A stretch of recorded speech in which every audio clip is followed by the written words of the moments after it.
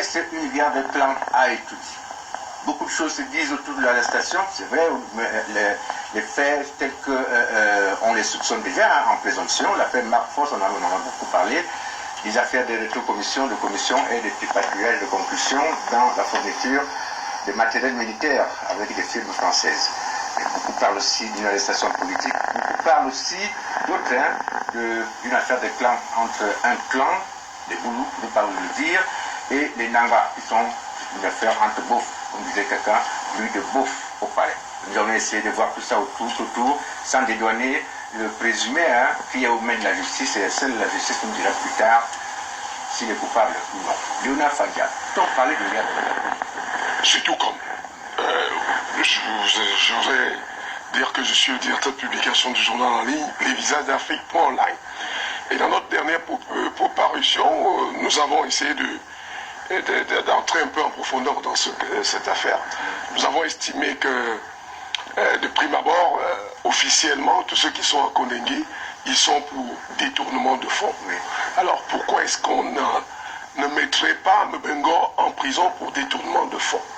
Alors, si officieusement on dit que c'est Mbengo qui a participé à faire partir ces gens en prison, bon, pour la lutte des clans, il va retrouver ses victimes là-bas. Voilà, c'est évident et c'est tout aussi un peu normal. Dès lors qu'on est déjà dans la guerre des clans, qu'il se retrouve là-bas, si et seulement si l'autre clan est plus fort que le sien. Parce que maintenant, M. Mbengo est en prison et M. Mbengo a eu à faire poser des actes. Aujourd'hui, j'ai seulement dit, comme on a dit, aujourd'hui ma peau demeure la tienne. Il faut savoir que ceux qui le mettent en prison aujourd'hui, tant il est vrai qu'eux aussi traînent des casseroles, il faudrait qu'ils s'attendent à ce que le lendemain, eux aussi se retrouvent à la même posture, dans la même posture. Car voyez-vous, j'ai eu à travailler avec Georges Gilbert Baola.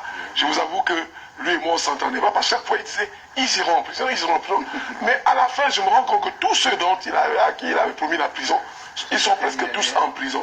Bon, c'est vrai que maintenant, on parle de guerre de clans, et on dit même que... Mais c'est un clan qui est un peu antagoniste, parce que on va vous dire par exemple que l'un des piliers du clan qui reste encore en liberté, c'est par exemple Paul Moutazé. Et là, on s'est dit que, dans la même rumeur, on dit que Alain Noël Moukoulou aurait déjà scellé son dossier, qui est transmis au chef de l'État et qui pourrait être la prochaine cible. Mais toujours est-il que on assiste à une guerre de clans.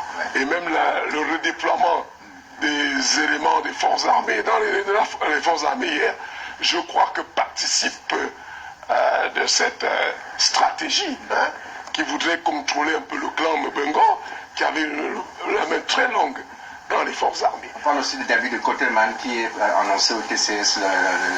Oui, mais c'est le clan Bouloukol quand même. Bon, on verra tout simplement.